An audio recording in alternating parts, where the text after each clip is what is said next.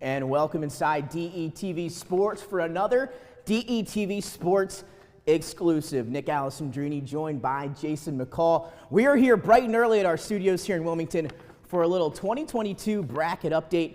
Jason, before we dive in, how you doing? They got us up here bright and early to talk a little college basketball. It is definitely bright and early, but it's always the right time to talk about basketball, especially college basketball. That's exactly right, and it's that time of the year, the madness getting started early on Thursday. We are through the round of 64, on to the round of 32 now, but let's get started with the team that we talked about on Thursday in our bracket breakdown. A team from right here, the Delaware Blue Hens, heading to Pittsburgh for round one of the NCAA tournament, but Jason, a tough matchup with a team that we know pretty well just up the road. That's Jay Wright and the Villanova Wildcats. Yes, it was a great game to see for the region, to see two powerhouse teams for their respective regions, two close teams, and started off good and then came off the rails after that. It was a great start for the Delaware Blue Hens. You said it, Jason. We're going to take a look now at some of the highlights from Pittsburgh yesterday as you look up here on our big screen. And again, look at the score here, 6-4 Delaware early. Kevin Anderson going to try to get some stuff going. He stepped back, knocked down a big tray. Delaware on top early in this one. Now, Delaware started off the game going inside, using their size. And as you know, you can't teach size. So early on in the game, you see another basket score in the paint, and they're just going to the bucket using their size. 15-11 there. Jair Davis knocks that one down from outside the paint. You saw the Villanova transfer, Dylan Painter, get it early. Then the big fella Dixon, though, 19-14. Nova starting to put something together here. Yeah, and once Nova figured out how to just keep everybody on the perimeter and just make sure that they were using their guards, they even started using their guards in the post to post up the Delaware guards. So once they started doing that, Gillespie gets hot. See Samuels here, goes to the bucket for the monster slam.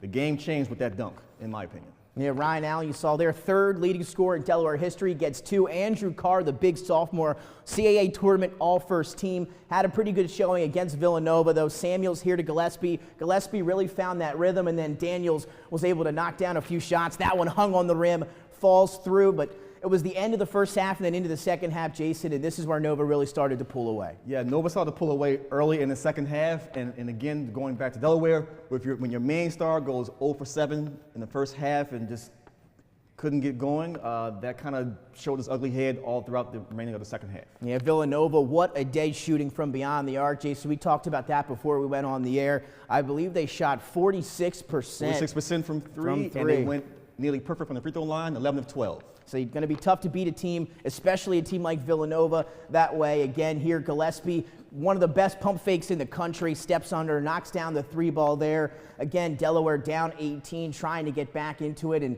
just unable to do so. Justin Moore bodying inside, two off the glass. And Jay, you mentioned it. It's tough. Jameer Nelson Jr., team's leading scorer, 13.7 points per game, 0 of 7 in that first half, and struggled almost entirely. Yeah, I mean, he finished 3 of 13. I mean, when your best player goes 3 of 13, it's kind of hard for your team to win. Everybody has to pick up the slack. Next man up mentality, but Nova just proved too much. There's Dixon again underneath, reverse layup for the Cats. 2:53 remaining here. Again, Nova up 19 and still going to work. Nice pass up ahead. Antoine slams that one down with the right hand. And Villanova on their way to victory here. They get the win up in Pittsburgh. What a season, though, Jay, it was for the Delaware Blue Hens. CAA champs, Jair Davis, freshman of the year, CAA tournament MVP. Future's going to be bright. They lose some seniors, but Blue Hens going to be a team to look out for as we go forward. They will be a force to be reckoned with in CAA for the next few years to come, for sure. Again, now let's talk a little bit about Villanova. Obviously, a little bit of a slow start against the Hens yesterday. They found their footing rather quickly, knocking it down from the outside. You mentioned the free throw percentage almost through the roof yesterday. When a team plays like that, they're going to be tough to beat come March. Yeah, anybody that can go nearly perfect from the free throw line, I mean, free throws win games. So especially down the stretch. In tournament down the stretch, free throws win games, and if you get hot from the three-point line and you can make your free throws, getting a bonus, a double bonus, and can't be stopped. And again, Delaware, they were your 15 seed. Again, Nova, they were your 2. So unable to get the big upset done there, Jason. But there was an upset at 15-2 the other day, and that was St. Peter's and Kentucky. Kentucky led by the All-American Oscar Shriwe and he had a fantastic game. Let's not get that wrong. But St. Peter's shocking the world. They talk in terms of incentives and how much money you get for your basketball program. This would be the largest upset regarding that in NCAA history. What'd you see out of Kentucky? What'd you see out of St. Peter's? Taking words from Coach Cal, they didn't show up. They didn't play defense, and they couldn't score. And again, you're seeing this one from 2K there, but let's keep it rolling here for St. Peter's. You talked a little bit about their coach. We were talking about him before we went on the air. Obviously, he was a guy that a lot of people were focused on coming in, but nobody saw a 15-2 upset, especially over a 2-seed like Kentucky. Yeah, Kentucky, blue blood school. A lot of people have them picked as their national champion, or at least in their Final Four. Yeah. But you can't teach experience, and the head coach of St. Peter's is none other than Shaheen Holloway, who's a former standout guard at Seton Hall in the late 90s and early 2000s. We'll talk a little bit about that. And we'll talk a little bit about Seton Hall here in a little bit. But again, this one going into overtime, and it seemed like every time Kentucky was able to throw a punch at St. Peter's, especially early in that ball game, St. Peter's was able to respond. Yeah, St. Peter's just kept their pedal to the metal, kept their foot on the necks of Kentucky throughout the whole game, and as you can see, victorious. And of course, for March Madness, there has to be a winner.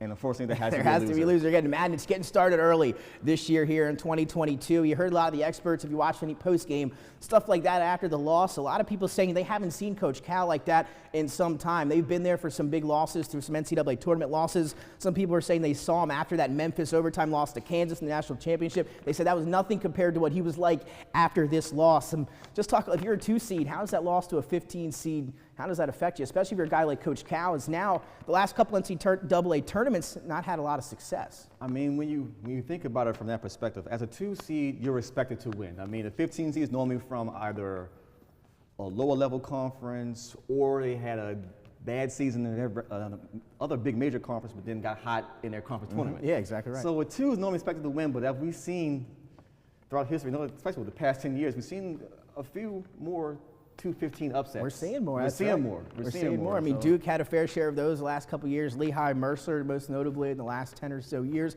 This year, it was Kentucky. And another interesting, fact for everybody out there. Now, the third assistant coach for St. Peter's doesn't even get paid. One of the few jobs in Division I in the country where you only play the top 2 head coaches. Kentucky pays around 5 head coaches over $300,000 a year. So just a little bit of an idea for you guys there. What a win it was for St. Peter's over Kentucky. That's going to be one of the biggest upsets we saw here in the round of 64. But Jason, let's now take a look at this bracket. Let's dive back in. It's time to update everybody on some of our picks, some of the things that happened in the round of 64. We're now into the round of 32. Let's dive right into the South region up here in the top right. We started with Delaware unable to take down the Cats of Villanova. Villanova, the 2-seed, able to advance. And let's now take a look at that game over here right in front of that one.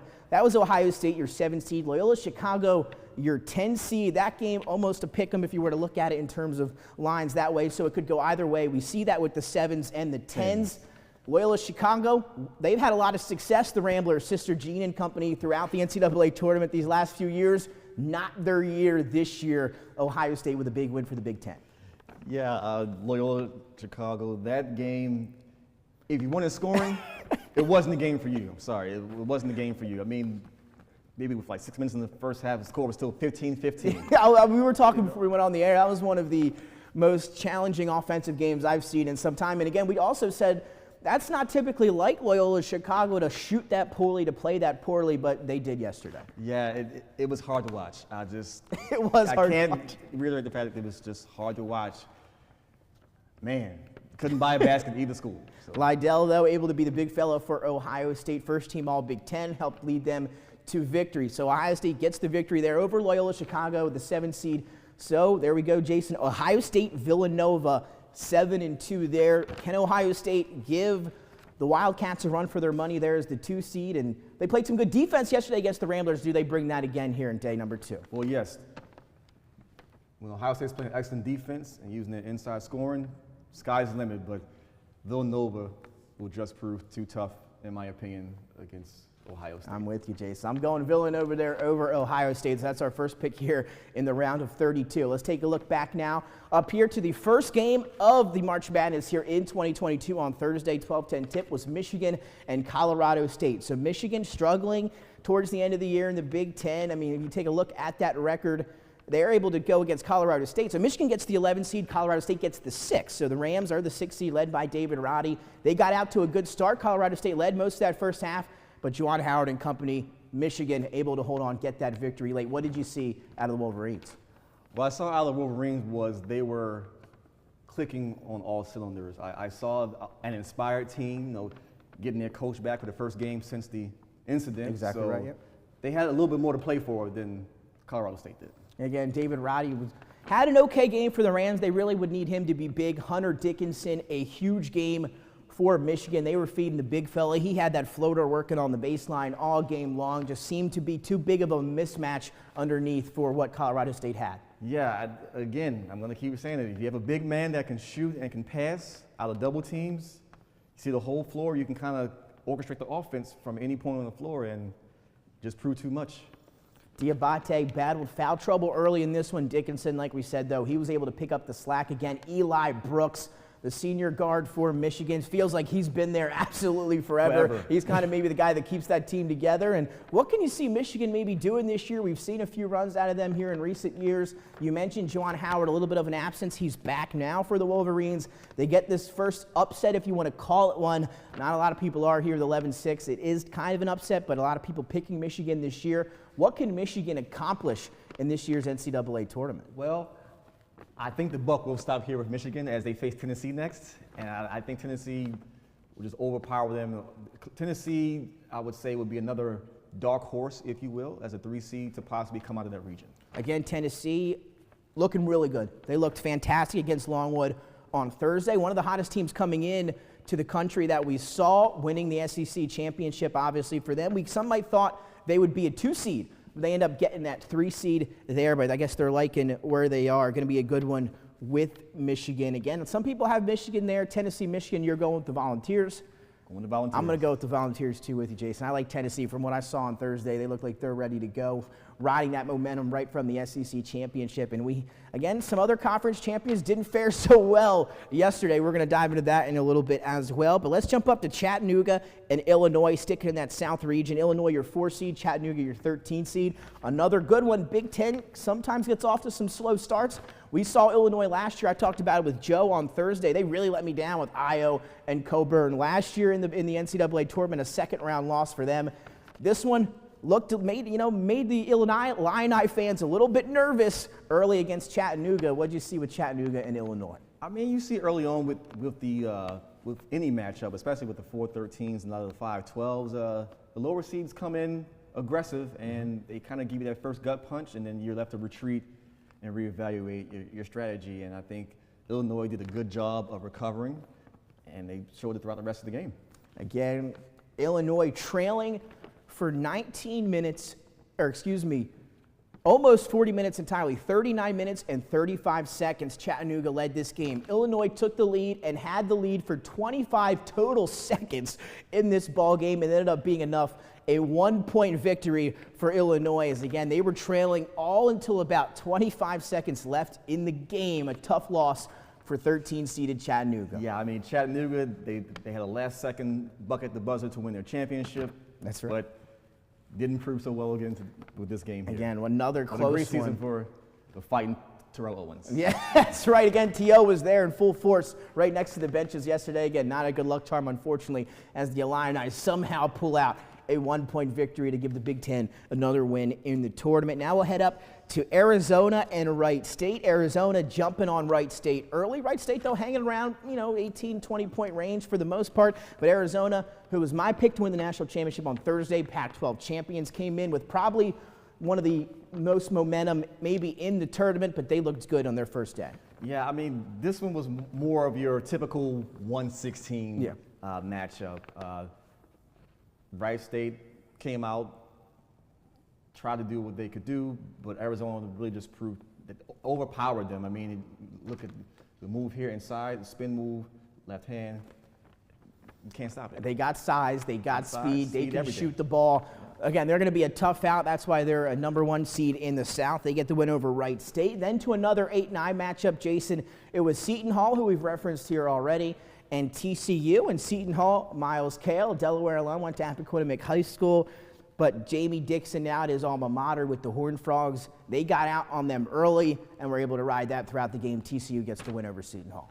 Yeah, TCU, I mean, it was a good game for a lot of it, but your star can't go.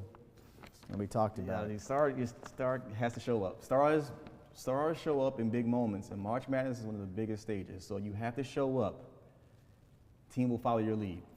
And unfortunately for Seton Hall, a lot of stars didn't show up yesterday. Yeah, Miles, tough game for him. Did have 11 points, but struggled shooting from the floor. I believe 5 of 16. 5 of 16. Or something along those lines for Miles Cale. Again, what a career at Seton Hall. And great career. Doing Great career. obviously a great job here at Appoquinimink. Exactly right. We'll keep an eye on you, Miles. Again, congratulations on your career with Seton Hall. TCU gets the win there. So now let's fly through this South region.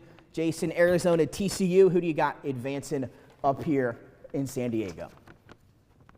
Go Cats. Go Cats. There you go. I'm going to go to Arizona. Sorry, Jamie Dixon. The run ends here. Now to a team that we talked about, Houston and Illinois. Houston, we didn't mention that UAB game. UAB hung around with Houston, but every time the UAB would get a shot, Houston would answer. One of the most athletic teams in the country. And yesterday, they were knocking down those shots too. Yeah, when Houston gets hot,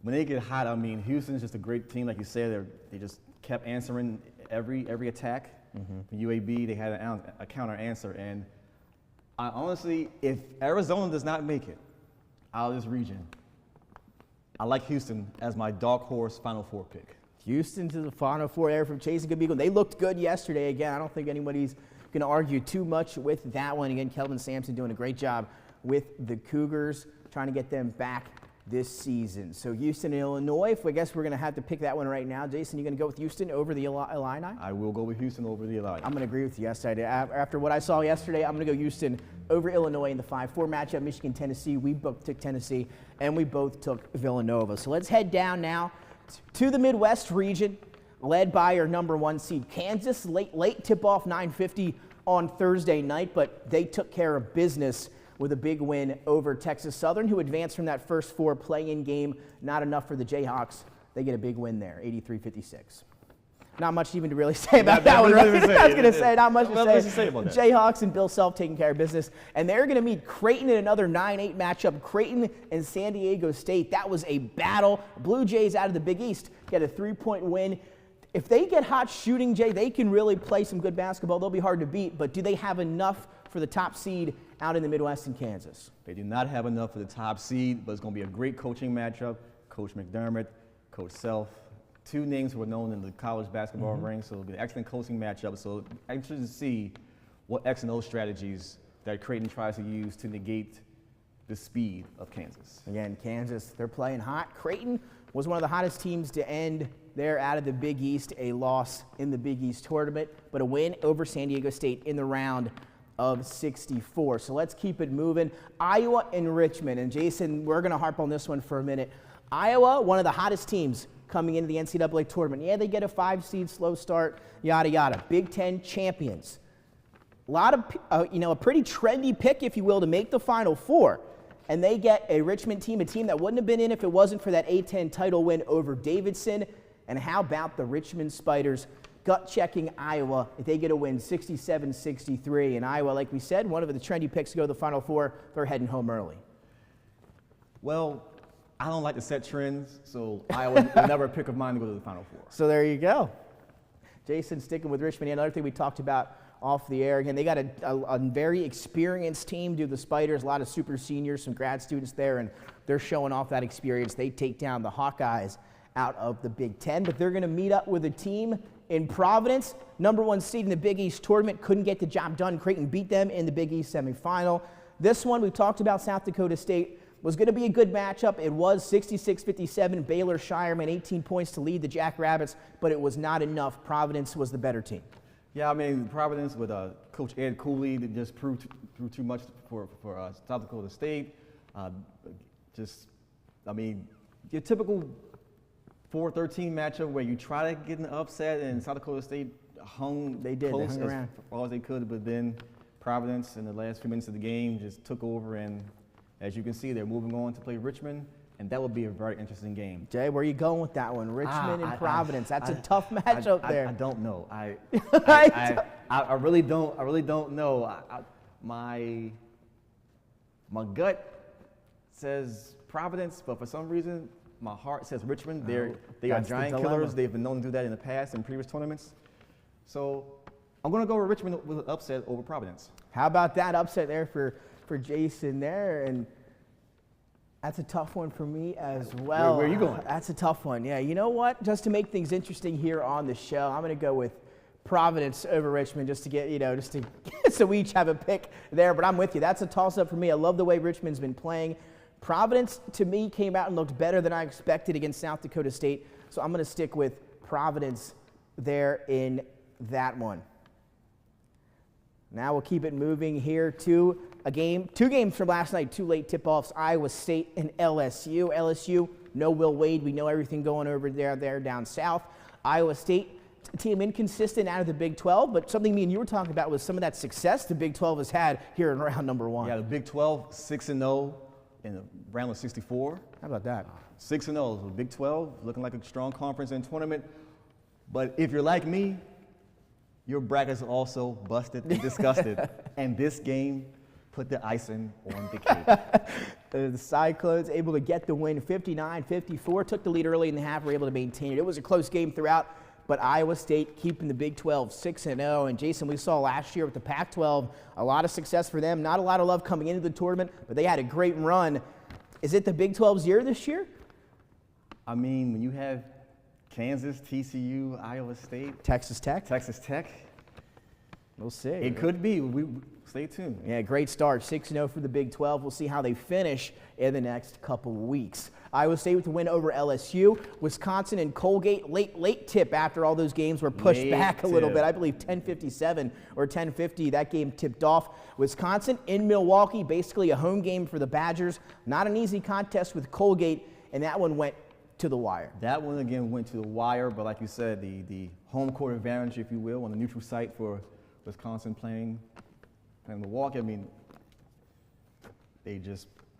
Wisconsin showed up, and Colgate couldn't sustain the momentum that he had for most of the game. And an impressive win for Wisconsin. A lot of people maybe expect Wisconsin to win that game. Colgate, one of the top shooting three-point teams in the country. Wisconsin able to take some of those hits and obviously fire back themselves, and a late run to win the game. So a pretty good win for the Badgers. And now they'll meet the Cyclones out of the Big 12, 11 Iowa State, 3 Wisconsin. Jason, who do you got there? A game also going to be in Milwaukee, so another home game for the Badgers. I think Wisconsin rise the hometown crowd and the wave and just all the support and their fans, not having to drive too far to go see them. That's right. I like Wisconsin over Iowa State. I'm with you. Wisconsin there over the Cyclones. And maybe we'll be looking back saying we wish we would have taken the Big 12, but not here to get things started. We're going to go with the Big 10 and Wisconsin. Now moving on to the final matchup here in the Midwest. Miami with an impressive win over USC. USC a slight favorite in that matchup with the Hurricanes. Miami jumped on them from the start. USC made a run early in that second half. Miami able to take the lead back late in that one and get the victory 68-66, just a 2-point win for the Hurricanes. Let's stay there with that game, because that had a very controversial finish. Yes. There was a foul that was missed. I want to say it was about 4 minutes to go in the game. It was 56-58. And if USC gets that foul call, which they should have gotten, you have the portion of the game changes, and you may see the Trojans winning instead of Miami, but Miami and Coach Larinaga move on to face Auburn in the round of 32. Andy Enfield, coach for the Trojans, not happy after that game. If you want to go back and watch that press conference or hear what he had to say about the officiating after. And again, we don't like to criticize officials all the time here on DETV, but I will say it's been an interesting NCAA tournament in that aspect. So let's keep it moving here. Miami gets the win over USC with some controversy, but who doesn't like controversy? It is March. It is madness. We'll keep it moving. Auburn, your 2 seed. Jacksonville State. Obviously, they didn't win that conference tournament. They get in because of the interesting eligibility stuff going on with D2 to D1 for the conference champion, but it's Jacksonville State getting that bid 21-10 on the season. They were the regular season champs, so they still can expect some talent out of them. They came out on fire early. They were hitting 50-footers from beyond the arc. Auburn able to settle down and get the win. Auburn came in, settled down, got the win, and they may have the highlight play of the tournament You're so absolutely far. right. If you haven't seen the dunk from Jabari Smith of Auburn, man. Yeah, you know what, Ivan? Let's see if we can get that Jabari Smith dunk from yesterday. I had a chance to check it out in real time, and it almost was in slow motion. It looked like that big of a play. We'll see if we can get it. Jabari Smith, what a game. He was knocking down threes, hitting from the mid-range, obviously going to the basket. As you take a look here, he's going to be a lottery pick in this year's upcoming draft. The NBA team's going to be lucky to have him. Yes, they will. I mean, going to empty your pockets for Jabari Smith. He is in the projected lottery pick. So do you think he goes top 5 or top 10? That's a good question. I think if he set. has a good tournament, I think he could go top 5. We'll see. I think he can go top 5 too. Oscar Schweba, again, we could have a Jaden Ivey, as we both talked about heading in. That's another guy that we both like in the draft upcoming. But don't worry, we'll have a draft show coming up, I'm sure, in a little while. We'll save that for another day as we try to get this Jabari Smith dunk for you here at the top of your screen. There it is. And here it is again at this point in the game. It was a little bit of a run. This is all of Jabari Smith here from yesterday. You see him knocking down the three there. I mean, he was hitting from the outside. He can step in, knock down that nice mid-range elbow jumper right there. I mean, he is long, he's athletic, and again, we'll see if he's going to be a top 5 pick, he's going to be a top 10 pick. But if he's able to put together a nice tournament this year, maybe lead Auburn to the Final Four in a national championship game, he's going to be looking at a top 5 pick. Yeah, if he leads into the national championship, top 3. It could be a top 3 pick, and there it is on cue. Ooh. Check him out. I'm sure we'll catch a second one here. They'll show us a replay. But Jabari Smith watch out below. Check out the length, takes the contact, +1 for Jabari Smith. Maybe the play of the tournament, as you alluded to, Jason. Auburn gets the win. So that takes us Miami, Auburn, ACC, SEC. Who do you got? Auburn is a great team overall, but Jabari is a one-man show. And he will just dominate Miami. I don't think they have anyone to even try to slow him down. I think he keeps his run going. And again, Auburn, they got some other guys as well that can knock down some shots. Again, that's why they're a 2 seed. I'm going to go with Auburn as well over Miami. And now let's jump to the East, where we'll get started with the defending national champions, another Big 12 team that took care of business in round 1 against a team that Del State knows pretty well in Norfolk State. And Norfolk State, maybe over their NCAA history, has some upsets, some big ones, but it wasn't going to happen against the defending national champions. Matt Meyer, not your Newcastle County executive. Not that Matt. Not Matt Meyer, the shooter, the scorer there for the Baylor Bears. Seems like he's been there for some years now, decided to come back this year for Baylor, 22 points in the win. What do you think of the Bears trying to defend that national title this year? Yeah, you said Matt Meyer. Can our Matt Meyer shoot like this Matt Meyer? What do you think? I would kind of lean towards no, but you never know. But you never know. But Baylor, as you said, coming in as the reigning national champions right now, just shot the lights out. They did. Again, they're going to be tough to beat. Again, without some key players of that Baylor team, but still got a very strong squad, a #1 seed, obviously in the East, defending national champions. And again, they know what to do. Head coach Scott Drew, they've been there before, obviously coming off that national title, so they're going to be a team to look out for, obviously, in the East. But here we go, Jason. They're going to get a team that looked spectacular in the round of 64, an 8-seeded North Carolina squad who absolutely took care of Marquette, leading by 30 early, finishing by 30. What impressed you with the Tar Heels, not only in the round of 64, and then we'll get into what you think they can do against Baylor? Well, what impressed me the most with the Tar Heels was, people remember the name, Caleb Love. Caleb Love has the potential to be the best player in the entire tournament. I mean, he put on a show against Marquette, and you have point guard R.J. Davis setting his ship, and then you have the inside presence of Armando Baycoat, and you had the inside-out game with Baycoat and the Oklahoma transfer of Brady Manick. Yeah. Brady Manick is the heart and soul of the team. They looked good. And when he gets hot and starts hitting those threes, North Carolina is impossible to stop. And they had the emotion going yesterday. Alley-oops, Manick was slamming it down, hitting threes, as you mentioned. Caleb Love, they were looking at the crowd. And when a team's fired up playing like that, they're going to be tough to beat. So now I ask you this, Jason. Can North Carolina give Baylor, #1 seed in the East, defending national champions? Is that game can they give them a run? Can they give the Bears a run this year? Not only will North Carolina give them a run, they will win the game. So here we go. First big upset here in the round of 32. Jason's called it. Now we're going to clip this, put it out on social. North Carolina over Baylor for you, Jason. I have North Carolina winning the whole thing. North Carolina national as my champions. We national don't even need to wait. We don't need to go through the rest. North Carolina, that's what we say. We'll dive back into it later. But national champions, the Tar Heels. And it will start with this game against Baylor. So this is going to put everybody on notice again. So remember, after North Carolina upsets Baylor today, that Jason had them picked before this game, because I'm sure if they do upset Baylor, they're going to be a trendy pick maybe after that. Jason's going to go out on a limb and take them early. So you have it right here: North Carolina over Baylor. North Carolina to win the national championship, and we'll keep it moving here. I'm going to go with.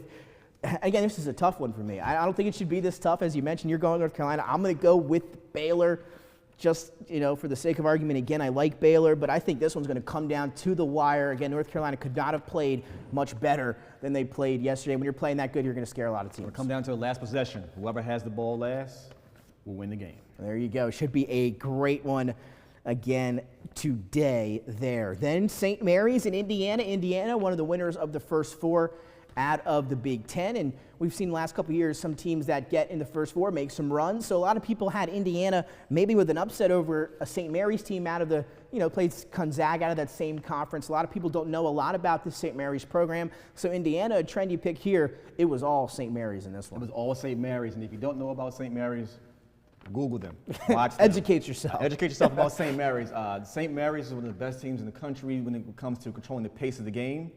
You will not speed them up. They will impose their will on you and make you play at their tempo. And a lot of teams cannot run half-court offenses, so that proved to be the case against Indiana. Indiana cannot stick with them in the half-court, and over the game it just wore down, and St. Mary's did what they do. Again, St. Mary's going to be a tough team to beat, as you mentioned. When you're that good in the half-court, you're that well coached, it's going to be tough to beat. St. Mary's, they got a 5 seed this year. We talked about a lot of the respect that the non-Power 5 conferences got in the seedings. St. Mary's was that example, but they proved why with that win over Big Ten Indiana in the 12-5 in a matchup where we usually see a lot of 12 seeds. In fact, this year, 2 on Thursday, get wins over the 5 seed. Yeah, well, this was not going to be the 12-5 upset here. Yes, it was. It's the Gales. How about the Gales taking care of business? That leads us into the next one. An interesting matchup here. UCLA and Akron, that was the first one in the round of 64, and the Zips really came out and gave the Bruins a run. We talked about UCLA bringing back that same group that went to the Final Four last year: Johnny Jay and company, Tiger Campbell, Jaime Jaquez, Cody Riley. I mean, you name it, Bernard Jules Bernard. The whole team's back. Whole team's back. But Akron came out on fire, and it took the Bruins a little while to find that stride, and they were able to maybe steal this one against the Zips. Yeah, it took a little while for the Bruins to get going, but once they did, you can see 3 gets knocked down here. UCLA, them bringing their whole team back. I mean, I know we like to pick #1 seeds and things like that, but UCLA, Final Four team from last year, you can't go wrong with them either if you have them in your bracket, at least making it back to the Final Four. I agree with you. That's what I had. Mick Cronin doing a great job at UCLA. Just signed that new contract here recently, and I'm sure you've seen Mick Cronin's dad. He makes the trip. He's there at every game for UCLA, so he's been a hoot to watch there on the sideline. St. Mary's, UCLA. This is going to be a good one. I think a low-key good one. Jason, who do you got in the 4-5? Whoever controls the tempo. If you run up and down, UCLA wins the game. If you play the slow, prodding game and control the clock, St. Mary's, but I'm going to go UCLA. UCLA. Again, I think it's going to be one of the best games maybe of the tournament, hopefully. I'm going to go with UCLA as well over St. Mary's, but I think that one could come down to the wire. I'm noticing that a lot of these could come down to the wire as we cycle through. Let's keep it moving. ACC champion, Virginia Tech. The Delaware transfer, Justin Mutz, preseason player of the year, Aluma, there for the Hokies. They get a Texas team led by Chris Beard, who left Texas Tech to head over to Texas. They've had a pretty good year. Andrew Jones, a good game for them yesterday, and slow start for Texas. Then they started to hit those shots from beyond the arc. They found a rhythm, and they take down the ACC champs, and a lot of people had the Hokies here over Texas as well. Yeah, I was one of those people who had the Hokies over Texas. I did as well, as you saw on our Thursday show.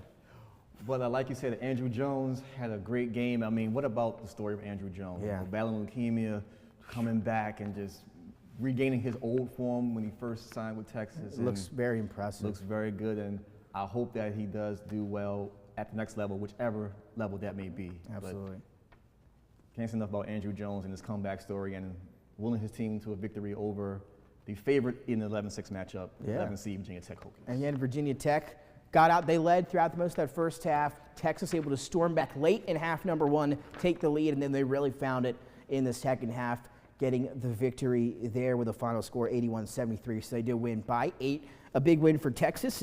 They're going to get a team that I thought was maybe one of the best in the country out of the Big Ten. They lost that Big Ten title game to the Iowa Hawkeyes.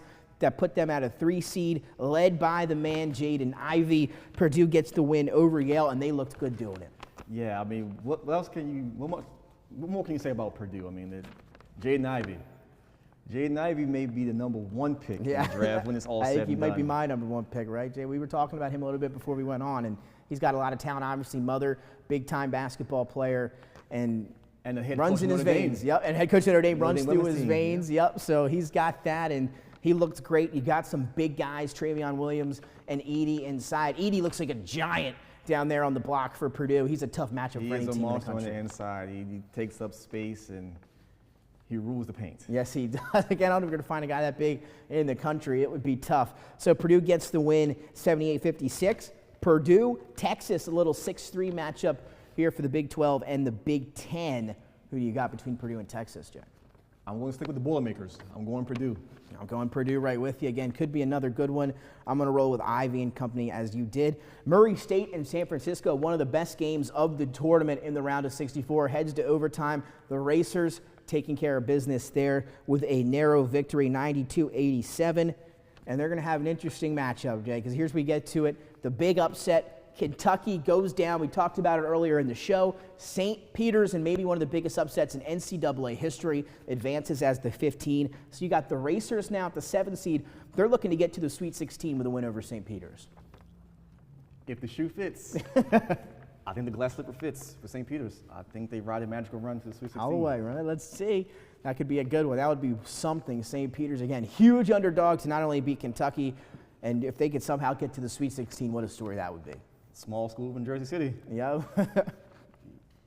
Again, one of the lowest budgets in the country for Division I, doing some big things over at St. Peter's. They get Murray State. Going with St. Peter's. I'm going to go with the Racers here for the, so I'm going to say the run ends for St. Peter's. And then we're going to head up to the West, our last region to break down here before we head to our potential Final Four picks here. Jason, let's start with Gonzaga and Georgia State. Now, if you didn't have a chance to check out that game, it was a fantastic one. One of the closest 1 versus 16 matchups we've seen since UMBC took down Virginia. I mean, this game went almost into the second half, or into the second half, and almost into the entire second half. Gonzaga found it, I think, with about 10 minutes maybe to go in the game. But Georgia State has a 16, leading Gonzaga here in the first half.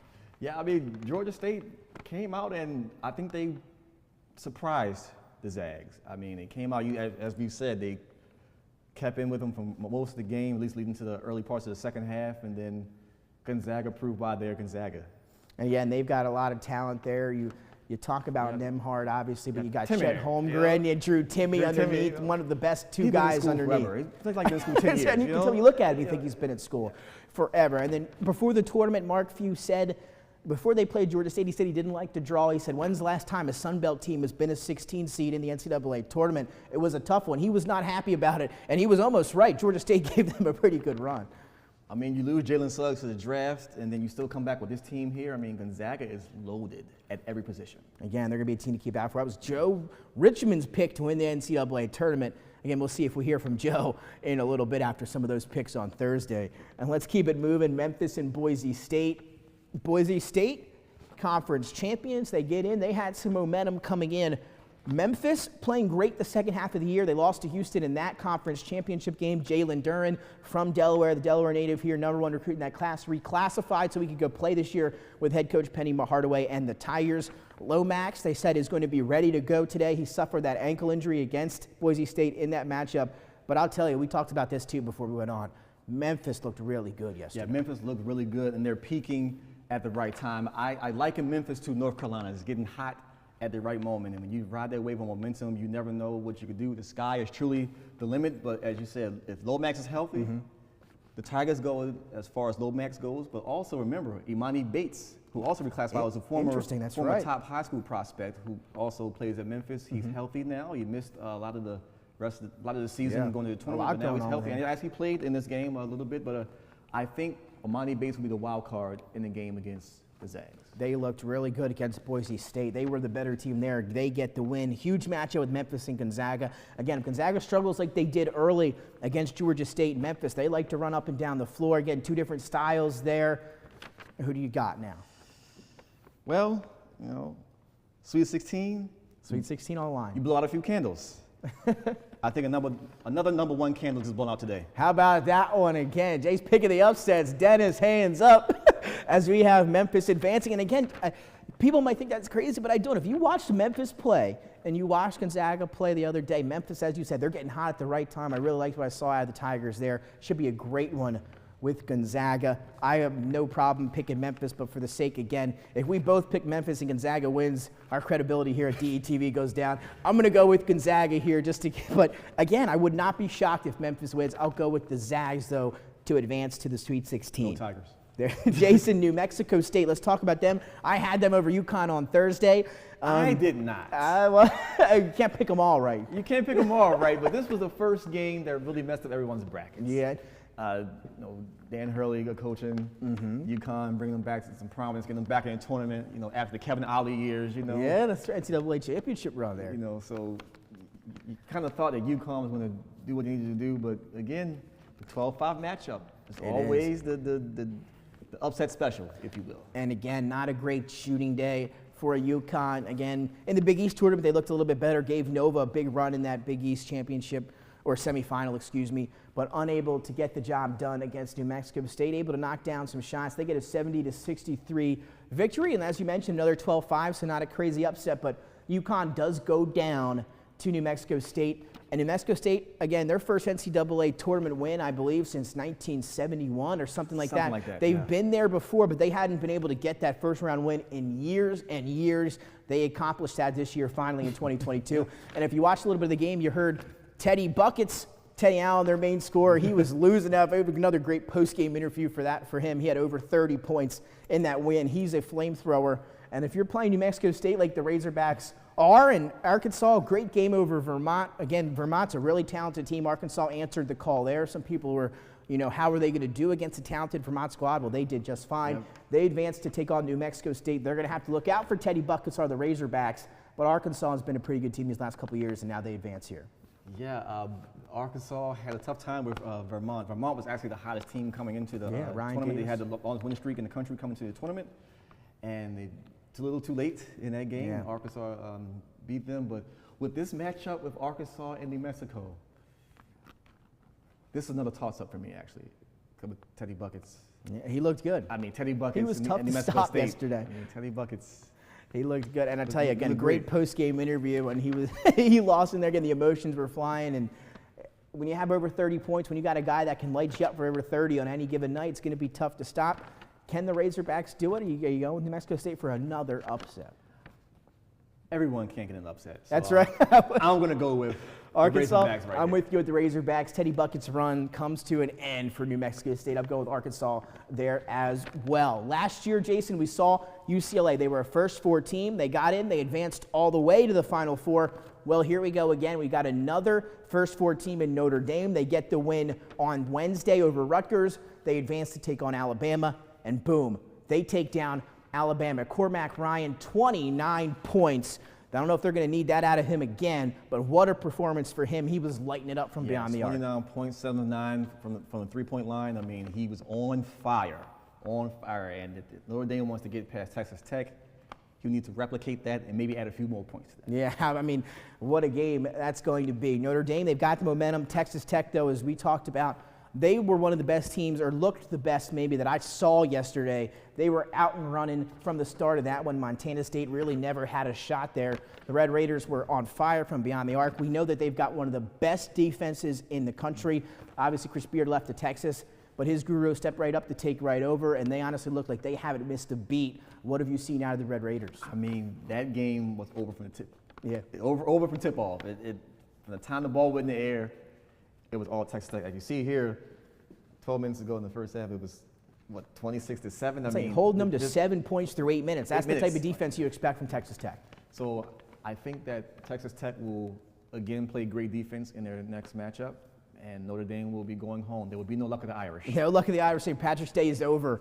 Sorry to Mike Bray again. Delaware ties for Mike Bray. We're Mike Bray fans here at DETV, but they were not going to be able to do it against Texas Tech. And the thing with Texas Tech in the last few years was the defense was always great, but can the offense, play with the defense? The offense is going to be up to the level that the defense is. And yesterday and mostly this season, we've seen that out of Texas Tech. And if they can match that offensive production with that defensive intensity, they're going to be one of the toughest teams to beat in the country. Again, they looked one of the best teams so far in the tournament to me. Yeah, I will agree with that. They do look like one of the best teams so far in the tournament. But as again, from game to game, everything could change. It absolutely I don't see it changing against Notre Dame. Yeah, we'll see again. Cormac Ryan, 27 or 29 points. They're going to need him to do something similar. Again, not maybe their leading scorer, but if he's able to do that again, that'll give him a chance, but that's going to be tough. Yeah, it's going to prove very tough, but like I said, it's March. It is March. And it's full of madness. It is full of madness. So who knows, maybe Cormac Ryan will again put up 30 here against Texas Tech. We'll have to wait and find out. We're both going to roll with the Red Raiders, though, for the sake of the bracket. Michigan State and Davidson, another late tip-off last night. This one came down to the wire on Thursday. I took Davidson. Joe and Angie took Michigan State, and Tom Izzo, a 7-10 matchup, but basically a pick-em here. Could have gone either way. Both teams playing pretty well, but it was Tom Izzo and the Spartans pulling this one out. Yeah, I want to say this is my favorite game that I've watched so far in the tournament. I mean, it was back and forth, came down to the last second. I mean, you see the final score is 74-73 with Michigan State squeaking by Davidson, the well-coached team by Coach McKillop, of course. Yeah. Former coach for two-time MVP Steph Curry, with Davidson Wildcats. They just keep cranking them out there at the school. They got shooters over there. It's shooters. It's like Shooter Central, but Again, I was impressed with Michigan State yesterday. Again, Davidson, one of the hottest shooting teams maybe, or when they get hot, one of the best shooting teams in the country. Michigan State played, I think, pretty good defense, but the offense was there for them yesterday. They answered the shots. They were able to get out in front, and they played a complete game in a game that was a tough 7-10 matchup for Tom Izzo and company. Very tough 7-10 matchup for Michigan State, but I do feel like if Michigan State plays a little bit better defense than they did in this game, then they'll advance to the Sweet 16. Again, and we'll talk about that in a second. Davidson, again, your 10 seed. Things might have even played out a little bit differently had Davidson beat Richmond in that A-10 championship. Richmond would have been out. It would have been interesting to see where Davidson would have been if they were conference champions. They get the 10 seed because they lost to Richmond, and now they're heading home early after losing to Michigan State, who's a 7. So that'll take us to Duke and Cal State Fullerton. Boncaro and company, Coach K's last dance here, Jason. Again, maybe you would have thought Duke might have came out a little bit tense or tight in this one. A lot of cameras, Coach K with the media throughout the week. Big event, because you never know when it's going to be his last game of his career. It could have been yesterday, but it wasn't. Blue Devils get a big win. Yeah, Coach K and the Blue Devils are on the farewell tour. But Coach K, this game, I mean, of course, Duke won the game, but he complained about the wet floor. The game yesterday. He was very upset about some of the conditions, of the playing conditions in his post-game comments. And we saw that this year with Delaware and Towson. They had to halt the game in the second half, canceled it because of floor conditions. Ended up what injured Dylan Painter. That's what got him hurt on that floor, and he missed a month or so after that. So that could be an issue. We've seen that time again. Very interesting how some of these facilities have to deal with that. Yeah, I mean, the slippery floor, I mean, that's just one step the wrong way, ACL, ankle, anything. And that's the tragedy of it all. That's why you got to make sure these things are kept, to as best as they can be. But Duke out and running early here in this one, 7-2 early lead, and they kind of went running through the first half. Second half, they slowed down that offense a little bit, and either way, it worked out for them. Cal State Fullerton had their small runs. Duke was able to answer. Yeah, I mean, Duke is Duke. I don't Blue expect blood. Duke to really lose too many first-round matchups. I mean, Coach K, the legend, he's stepping away after this season, and I think Duke will continue to play inspired ball to try to send them out on top. Whether that happens or not, we shall see. But Paulo Banchero and the rest of the guys, they're a well-oiled machine. They've got some talent for sure, as you're seeing here behind us. They were lighting it up against Cal State Fullerton. So how about this matchup in the second round, Jason? Tom Izzo and Coach K, they're going to go at it for a chance to go to the Sweet 16. How about a Michigan State-Duke blue blood matchup here in the round of 32? Interesting for the second round of the NCAA tournament. I would say this is a matchup of the two best coaches in the country, with Tom Izzo and Coach K. But I would say I'm going to go with, it pains me to say this. But I'm going with Duke. Going with Duke again. Going with Duke. You know, as we're going through this, and obviously we knew who would be playing who before we went on the air, but as we go through this, again, these matchups are some great Day 2 matchups of the NCAA tournament, in my opinion, or second-round matchups, I should say. Another one here with Michigan State and Duke. I think Michigan State is a good 7 seed this year in the NCAA tournament. Duke, Coach K's final run. I'm going to go with Coach K and Duke as well with you. I'm going to go with you, Jason. Again, you don't want to bet against the Magic, right? It's March Madness. It's Coach K's final year. We saw what Jerome Bettis did Super Bowl 40 with the Pittsburgh Steelers. We'll see what Coach K can do to end his career with Duke. So now let's move on and pick our regional champs. We'll pick our Final Four and then national champions here as we wrap up your bracket update show, as we're ready for the second round of the NCAA tournament coming to you live. Tip-off at 12:10 today to get started in the round of 32. Jason, let's jump back to the South. We talked earlier, you maybe have gave your pick already. We'll just reiterate it for everybody here at home.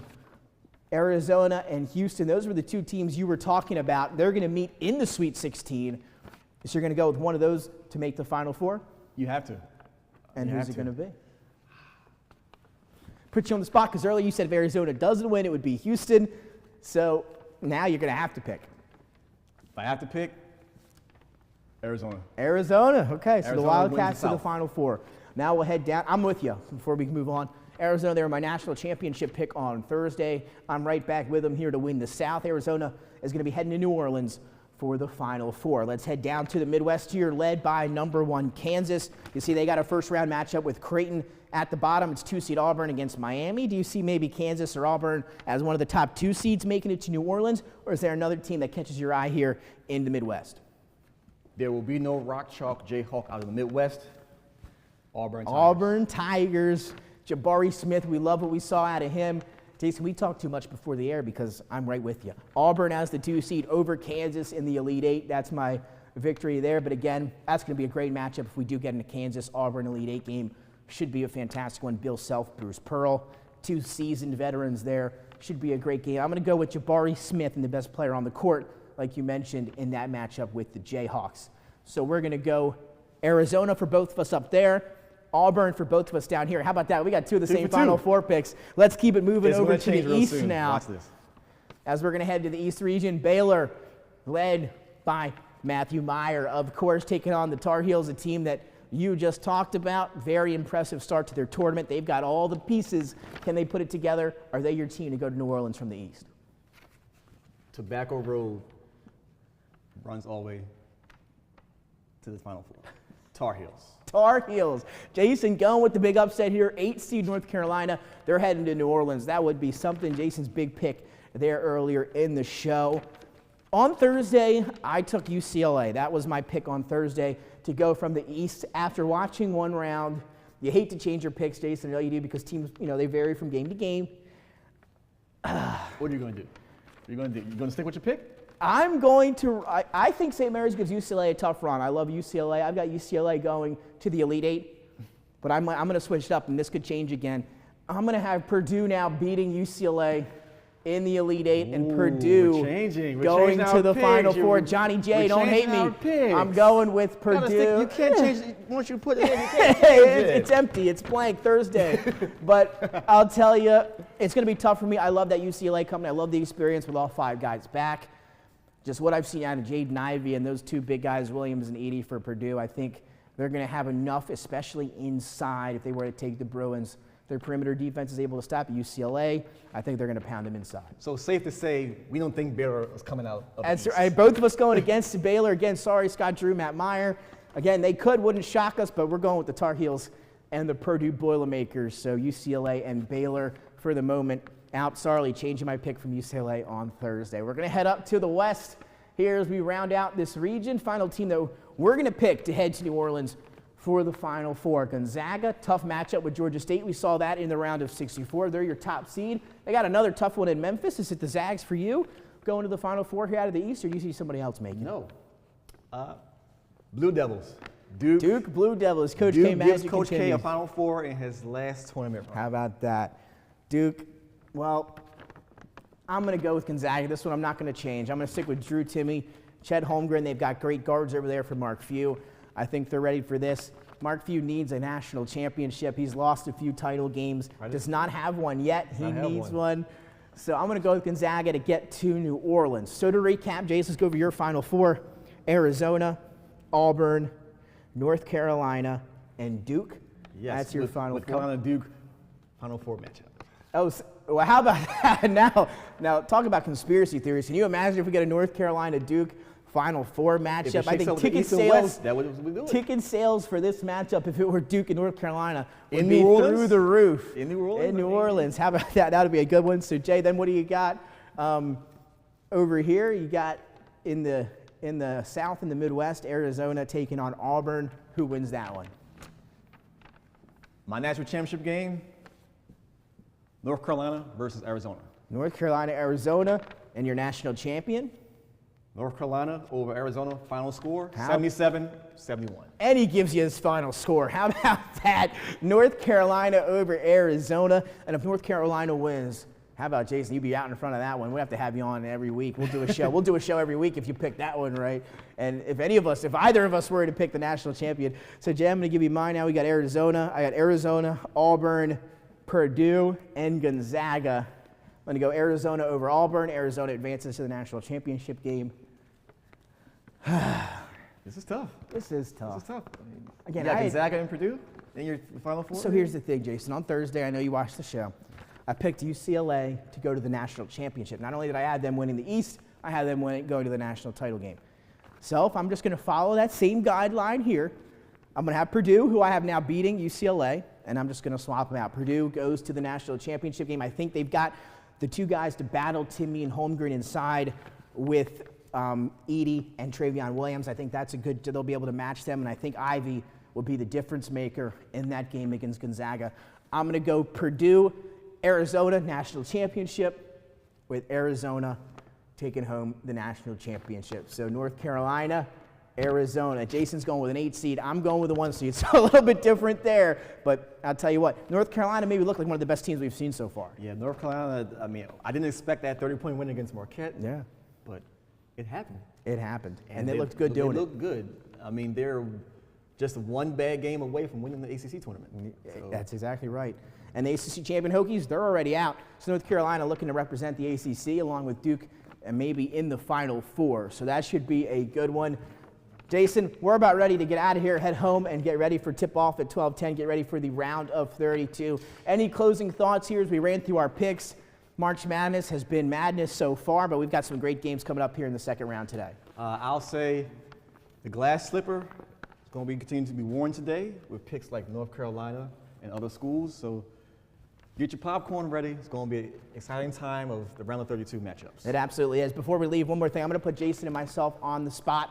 We're going to give you our one lock of the day here today, Jason. Both of us, again, this is unscripted. We just go with the flow here. Lock of the day, Jason, if you had to pick one matchup here in the round of 32, which team you guarantee will advance? So for today's matchups, let's see. My lock of the day, I don't want to go back to being a homer with North Carolina. Oh, well, that'd be a tough lock if you're going to go 8/1 as your lock. That's bold. Let's see. You got Kansas over Creighton there on today. Some other big matchups: New Mexico State and Arkansas, Gonzaga and Memphis. I know I'm not picking that one. My lock of the day. Lock of the day. Tennessee over Michigan. Tennessee over Michigan. There you go. That's a good lock of the day. I'm going Kansas over Creighton as my lock of the day. But some big ones. You have our Final Four. You have our national championship picks. You have our locks today. What else do you need? You got it all as we're ready for the round of 32. Ready to watch some basketball. Ready to get out of here and watch some basketball. Thanks to everyone for tuning in. Nick Alessandrini and Jason McCall. That's your bracket update here for 2022. Maybe you'll hear us ahead of the Sweet 16. We'll have to wait and find out, but should be an exciting round of 32 here. North Carolina, Arizona. That's where we sit as it stands today. Thanks for tuning in, everybody.